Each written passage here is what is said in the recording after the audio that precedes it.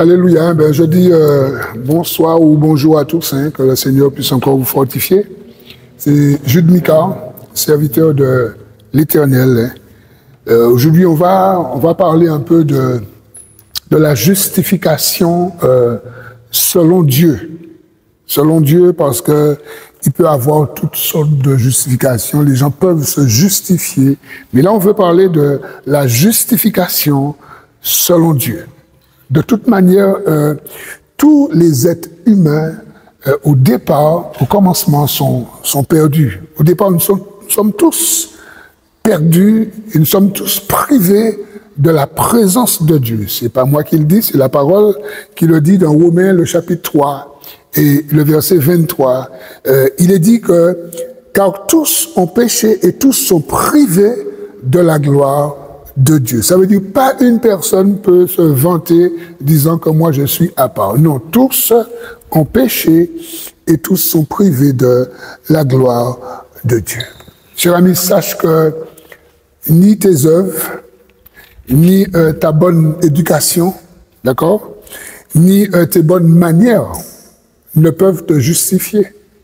C'est pas parce que tu fais du bien à quelqu'un que ça te justifie. Pas du tout. D'accord? Quand on lit dans l'épître de Paul aux Éphésiens, au chapitre 8, les versets 8 et 9, il est dit que c'est par la grâce que nous sommes sauvés, par la foi. Et il est dit au verset 9 que ce n'est point par nos œuvres. Pourquoi? Afin que personne ne se glorifie. Parce que si le salut et la justification s'obtenaient par les œuvres, tout le monde allait se glorifier. Tout le monde allait être sauvé, tout le monde allait être justifié. Mais ici, il est dit que ce ne sont point par les œuvres afin que personne ne se glorifie. Et si on pousse le bouchon un peu, on va voir que dans Romains, le chapitre 3 et le verset 10, voilà ce que le Seigneur nous dit dans la bouche de Paul. Il dit qu'il n'y a point de juste. Il n'y en a pas. Il n'y en a point de juste, même pas un seul. Et quand vous lisez le reste du passage, il est dit que tous sont pervertis, tous sont égarés, personne ne fait le bien, même pas une seule personne, etc., etc. Alors, ça nous permet de comprendre, lorsque nous parlons du sujet de la justification, il y a un but, il y a une personne, il y a un moyen pour être justifié. Ça, c'est très important. Par contre, j'ai noté que dans Matthieu, le chapitre 16, et le verset 26, là, c'est Jésus. Jésus va dire quelque chose. Jésus va dire que servira-t-il à un homme de gagner tout le monde s'il perdait son âme?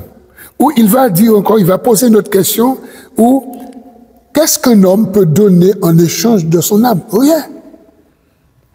Qu'est-ce qu'un homme peut donner pour qu'il reçoive la justification? Rien. On ne peut rien donner.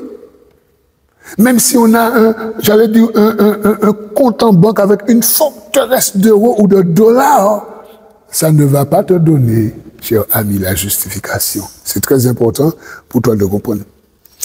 Par contre, j'ai un verset, et ce verset, c'est un cadeau. Dans Romains, le chapitre 3, le verset 24. Voilà le seul moyen. Et ce verset nous dit que ils sont gratuitement justifiés par la grâce et par le moyen de la rédemption qui est en Jésus-Christ. Pour moi, ce verset, c'est un cadeau. Ce verset te permet d'entrer dans un trésor, le trésor de la parole. Et je reprends ce verset, il est dit, ils sont gratuitement justifiés par la grâce de Dieu. La grâce, c'est un don immérité. Tu ne mérites pas. La grâce, c'est un cadeau. Et c'est pourquoi il est dit, et cela c'est par le moyen de la rédemption qui est en Jésus-Christ. Voilà le seul et l'unique moyen d'être justifié, d'obtenir sa justification, c'est par la grâce. Et c'est grâce à la rédemption que notre bien-aimé Seigneur et Sauveur Jésus-Christ a mis en place pour chaque personne qui veut bien l'accepter. Mon ami, est-ce que tu veux accepter Jésus? Mon ami, est-ce que tu as Jésus pour ton Seigneur, ton Sauveur? Est-ce que tu veux être justifié? Peut-être que ton cœur te condamne. Peut-être que tes pensées te condamnent. Peut-être que ta conscience même te condamne. Mais j'ai une bonne nouvelle pour toi aujourd'hui. Dieu a mis un plan, quelque chose en place qui s'appelle un plan de rédemption. Et ce plan est fait par le Rédempteur. Et son nom, c'est Jésus-Christ de Nazareth.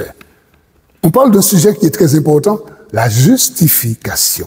Et c'est pourquoi que je dis encore deux mots. J'avais un autre verset que j'avais noté.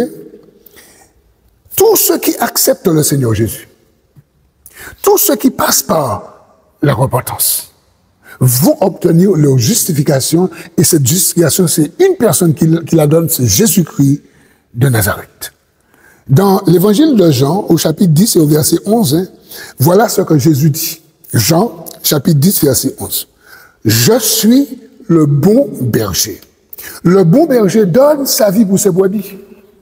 Je suis le bon berger. Le bon berger donne sa vie pour ses brebis.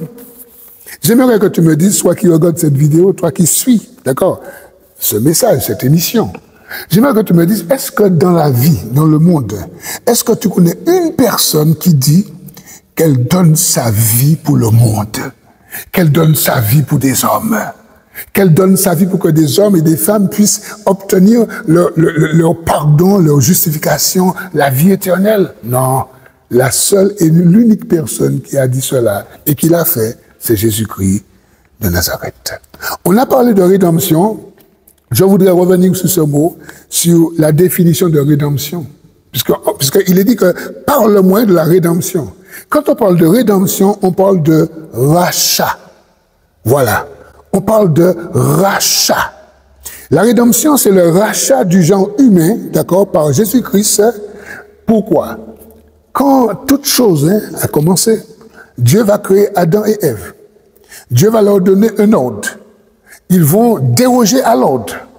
Eh bien, quand ils vont pécher, eh bien, ils vont donner à Satan un droit légal et par Adam et Ève, tous les humains seront vendus. Lorsque Adam et Ève pêchent contre Dieu en mangeant le fruit défendu, d'accord, l'arbre de la connaissance du bien et du mal, ils donnent un libre accès, une libre entrée au diable. Et c'est pourquoi que Adam et Ève ont vendu l'humanité au diable. Alors Jésus, qu'est-ce qu'il fait? Lui, Jésus, il vient et il met en place un plan de rédemption qui s'appelle le rachat, et le Seigneur va nous racheter. C'est là l'œuvre de la justification qui est faite par Christ. Le Seigneur va nous racheter. Et c'est pourquoi que j'ai noté un verset qui est très important, que je te demande d'être très attentif par rapport à ce verset. On va le trouver dans l'épître de Paul aux Romains, au chapitre 5e, et le verset 18, voilà ce qu'il est dit. Ainsi donc, comme par une seule offense, la condamnation a atteint tous les hommes, d'accord? Il est dit de même, par un seul acte de justice, la justification qui donne la vie s'étend sur tous les hommes. Quelle grâce! Romains, chapitre 5, verset 18, que je vais reprendre encore ce verset parce qu'il est trop important. Il est dit ainsi donc, comme par une seule offense, la condamnation a atteint tous les hommes, de même par un seul acte de justice, la justification qui donne la vie éternelle, s'étend à tous les hommes. Et bien sûr que c'est Jésus-Christ qui a mis en place ce plan, d'accord, ce qu'on appelle la rédemption, sa mort, la mort de Jésus. La cause de la mort de Jésus, c'était pour nous pardonner de nos péchés, du péché adamique, qui veut dire le péché d'Adam et Ève, mais de nos péchés, puisque nous péchons tous, d'une manière ou d'une autre. Et quand tu acceptes Jésus, quand tu te repens, d'accord, quand tu donnes ta vie à Jésus, eh bien, le Seigneur te justifie, il te déclare juste. Et ça, c'est très important. J'ai noté que toute personne qui croit au Christ trouve sa justification dans la résurrection du Christ. Romains chapitre 4, verset 25. Romains, le chapitre 4 et le verset 25 nous dit « Lequel Christ a été livré pour nos offenses et il est ressuscité pour notre justification. » Ça veut dire quoi? Ça veut dire que Christ meurt à cause de nos péchés. D'accord? Après, Christ on va l'ensevelir. Et quand on va l'ensevelir, eh bien, nos péchés sont ensevelis. Mais quand Christ ressuscite, d'accord, eh bien, par sa résurrection, tous ceux qui croient en lui obtiennent la justification. C'est trop fort, ça, c'est trop fort. Et puis je pose une question. La justification par Dieu, nous ne sommes plus condamnables. En fait, c'est une affirmation. Par la justification en Dieu, nous ne sommes plus condamnables. Et là, j'ai pris deux versets, Romains chapitre 8, versets 33 et 34. Il est dit, car qui accusera les élus de Dieu? Là, c'est une question que Paul pose. C'est Dieu qui justifie. Qui les condamnera? Christ est mort, bien plus. Il est ressuscité et il est à la droite de Dieu. Et qu'est-ce qu'il fait? Il intercède pour nous. Ça veut dire, mes amis, celui qui est justifié n'est plus condamnable. Il n'est plus condamnable. Pourquoi? Parce qu'il est passé par la justification.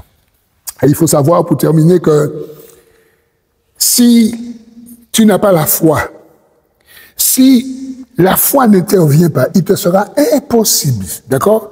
Impossible d'être justifié, impossible de jouir de la paix que Dieu donne.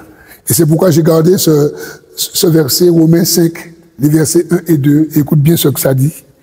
Il dit, étant donc justifié par la foi. Ouais, justifié par la foi. Il faut saisir la justification que Dieu donne par Jésus-Christ par la foi. Étant donc justifié par la foi, nous avons la paix avec Dieu par notre Seigneur Jésus-Christ, à qui nous devons d'avoir eu par la foi accès à cette grâce dans laquelle nous demeurons fermes et nous nous glorifions dans l'espérance de la gloire de Dieu. Tu vois, la foi te permet de saisir la grâce. La foi te permet de croire que par la mort de Jésus, son ensevelissement et sa résurrection, tu peux avoir la justification. Encore, la foi te permet de jouir de la paix que Dieu te donne par Jésus-Christ. Quelle grâce, cher ami. Et je voudrais dire à quelqu'un, est-ce que tu veux de cette justification? Est-ce que finalement, si tu ne jouis pas encore de la justification, est-ce que tu veux être justifié? Est-ce que tu veux que Dieu te déclare juste? La seule personne habilitée à déclarer quelqu'un juge, juste du moins, c'est Dieu, c'est le juge, c'est Dieu. Si c'est vraiment ta demande, ton souhait, on va prier ensemble. Et je vais t'inviter, toi qui suis, d'accord, ce programme, je vais t'inviter, on va prier. Bon, on va prier autour de versets. On reste dans Romains chapitre 5, le verset 8, et c'est autour de ce verset que je t'invite à prier. Romains 5, le verset 8, voilà ce qu'il dit. Il dit, mais Dieu prouve son amour envers nous, en ce que lorsque nous étions encore des pécheurs, Christ est mort pour nous. Et tu vas prier avec moi sur ce verset. Tu vas dire, Dieu, dans le nom de Jésus-Christ de Nazareth, je comprends de par ce message que ça fait longtemps que tu as prouvé ton amour pour moi en donnant Christ à la croix. Et je comprends, Seigneur. Et c'est pourquoi que là, je veux faire cette démarche. C'est pourquoi que là, je veux vraiment t'accepter. Je veux vraiment que tu me déclares juste. Je veux vraiment jouir de cette justification grâce au sang de Jésus-Christ. C'est pourquoi Dieu, je te demande pardon. Je m'humilie et je t'invite à entrer dans ma vie. Viens me laver avec le sang de Jésus-Christ. Je saisis cette justification par la foi. Je saisis le pardon de mes péchés par la foi. Et je te dis merci de me donner ton Saint-Esprit. Merci Dieu, au nom de Jésus. Amen. Mon ami, ce que je veux te demander, c'est de t'abonner. C'est très important, d'accord? Et que le Seigneur continue à te bénir.